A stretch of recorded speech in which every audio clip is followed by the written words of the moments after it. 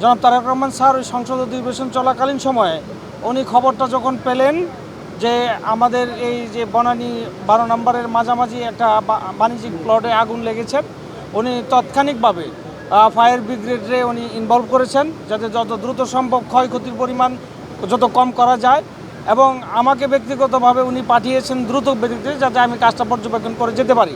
আমার সাথে আসছেন ওনার বিশেষ কর্মকর্তা যিনি উনি আমার সাথে আসছেন, এবং উনি সাথে একজন ডাক্তারও পাঠিয়েছেন, ওনার ব্যক্তিগত ডক্টর আমানুল্লাহ উনিও এসেছেন।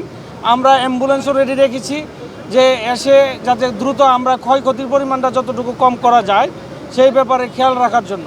তো আলহামদুলিল্লাহ আমরা যতটুকু খবর পেয়েছি এই মুহূর্তে আগুন নিয়ন্ত্রণে আসে, এবং আপনার খুব সম্ভবত ওখানে কোনো লোকজন নেই। তো এটা একজন কমপ্লিটলি একটা বাণিজ্যিক অ্যাপার্টমেন্ট।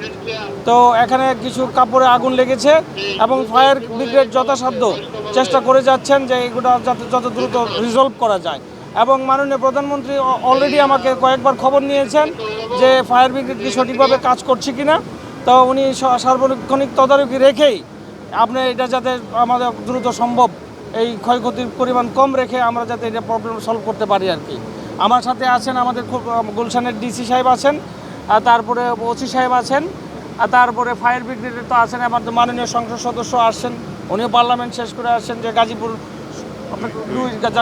2 থেকে যে মঞ্জুরুল কাদের রনি ভাইও আসছেন।